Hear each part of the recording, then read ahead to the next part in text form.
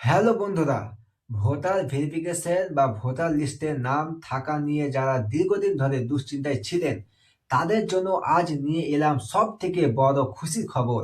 আপনারা হয়তো অনেকেই শুনেছেন যে ভোটার তালিকায় নাম তোলার ক্ষেত্রে বা হিয়ারিং এর সময় অনেক কঠোর নিয়ম থাকে, কিন্তু নির্বাচন কমিশন এবার সাধারণ মানুষের সুবিধার কথা চিন্তা করে এক যুগান্তকারী সিদ্ধান্ত নিয়েছে। এখন থেকে হিয়ারিং এর সময় আর মাত্র একটি বা দুটি ডকুমেন্টসের ওপর নির্ভর করতে হবে না। কমিশন নতুন একটি তালিকা প্রকাশ করেছে যেখানে 40 ধরনের ডকুমেন্টস গ্রহণযোগ্য বলে ঘোষণা করেছে। তো দেখুন, 40 ধরনের ডকুমেন্টস গ্রহণযোগ্য হবে, অর্থাৎ আপনার কাছে যদি মূল কিছু ডকুমেন্টস নাও থাকে, তবু এই 40টি তালিকা থেকে যে কোনো একটি থাকলে আপনি আপনার নাগরিকত্বের প্রমাণ বা ভোটার হিসেবে নিজের নাম নিশ্চিত করতে পারবেন।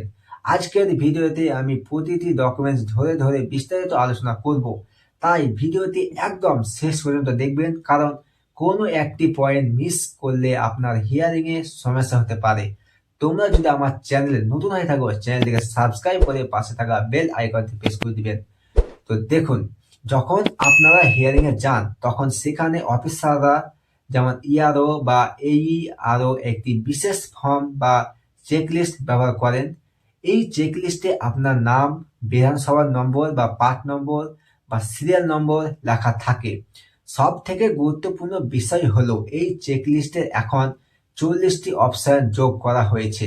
আগে হয়তো শুধু বার্থ সার্টিফিকেট বা পুরনো লিঙ্কেজ চাওয়া হতো, কিন্তু এখন এই নিয়ম অনেক সহজ করা হয়েছে। আপনি যখন হিয়ারিং এ টেবিলে বসবেন, অফিসার আপনাকে দেওয়া ডকুমেন্টস দেখে এই তালিকার নির্দিষ্ট বক্সে টিক চিহ্ন দেবেন। তো সরাসরি পরিচয়পত্র ও পুরনো ডকুমেন্টসের তালিকা কি দেখুন। প্রথমে আসি সাধারণ কিছু ডকুমেন্টসের কথায়। আপনাদের যদি কোনো সরকারি আপডেটেড আইডেন্টি কার্ড থাকে রাজ্য বা কেন্দ্র সরকারের অধীনে কর্মরতদের জন্য, তবে সেটি গ্রহণযোগ্য। এমনকি পেনশন পেমেন্ট অর্ডারও একটি বৈধ প্রমাণ হিসেবে কাজ করবে।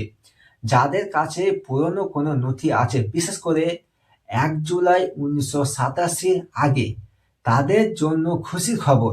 এই সময়ে আগের কোনো ট্রেড লাইসেন্স, দোকান বা ব্যবসা, এলআইসি পলিসি বা পোস্ট অফিসের লাইফ ইন্স্যুরেন্স এর কাগজ থাকলেও তা অনায়াসে ব্যবহার করতে পারবেন।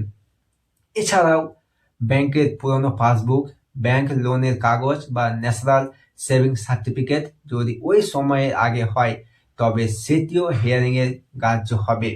শিক্ষাগত যোগ্যতা ও স্কুলের নথি সবচেয়ে বড় পরিবর্তন কি হয়েছে? অনেকে ভাবেন যে মাধ্যমিক পাস না করলে বা বড় কোনো সার্টিফিকেট না থাকলে বুঝি ভোটার হিয়ারিং এর সমস্যা হবে। একদমও নয়। কমিশন স্পষ্ট জানিয়েছে আপনি যে কোনো ক্লাসে মার্কশিট দেখাতে পারেন। অর্থাৎ আপনি যদি প্রাইমারি স্কুলে পড়ে থাকেন, সেই মার্কশিটও সার্টিফিকেটে গ্রহণযোগ্য।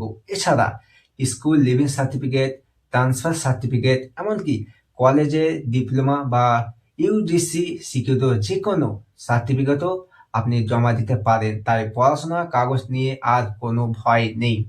সরকারি আবাসন ও প্রকল্পের নথি কি দেখুন। আপনারা কি সরকারি কোনো ঘর পেয়েছেন? যেমন ইন্দিরা আবাস যোজনা, প্রধানমন্ত্রী আবাস যোজনা বা পশ্চিমবঙ্গের জনপ্রিয় প্রকল্পের বাড়ি। কমিশনের নতুন নিয়মে এই আবাস প্রকল্পের কাগজগুলো এখন অত্যন্ত শক্তিশালী প্রমাণ। এছাড়া গীতাঞ্জলি বা চা সুন্দরী, নিজস্বী বা আশ্রয় প্রকল্পের মাধ্যমে পাওয়া ঘরের সার্টিফিকেট বা অ্যালটমেন্ট লেটার থাকলে সেটি দেখিয়ে আপনি হিয়ারিং সফল করতে পারবেন। জমির কাগজ বা পাট্টা যাদের আছে তাদের জন্য একটি বড় সুযোগ।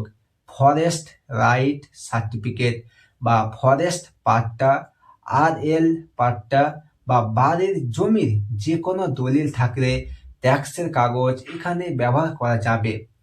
আরেকটি গুরুত্বপূর্ণ বিষয় হলো ফ্যামিলি রেজিস্টার। আইসিডিএস বা অঙ্গনওয়াড়ি কেন্দ্রের ফ্যামিলি রেজিস্টার, জনগণনার কাগজ বা এসইসিসি রেজিস্টার থেকেও আপনার নাম বা পরিবারের বৈধ প্রমাণ হিসেবে নেওয়া হবে। যাদের কাস্ট সার্টিফিকেট যেমন এসসি, এসটি, ওবিসি আছে তারা অবশ্যই সেটি সাথে রাখবেন। আধার কার্ডও সাপোর্ট ডকুমেন্টস হিসাবে গ্রাহ্য হবে। তো আপনারা দেখলেন নির্বাচন কমিশন এবার কত সহজ পথ করে দিয়েছে। আপনার কাছে হয়তো একটি ডকুমেন্টস নেই, কিন্তু এই 40টি তালিকার মধ্যে অবশ্যই কোনো একটি কাগজ আপনার কাছে থাকবে। হিয়ারিংয়ে যাওয়ার সময় শুধু নিশ্চিত করবেন যে ডকুমেন্টসগুলি অরিজিনাল বা তার ফটোকপি সাথে আছে কি। ভয় পাবেন না, হিয়ারিংয়ে অফিসাররা আপনাকে সাহায্য করার জন্যই আছেন। ভিডিওটি ভালো লাগলে আপনার পরিচিতদের সাথে শেয়ার করুন, যাতে তারাও এই সম্পর্কে জানতে পারে।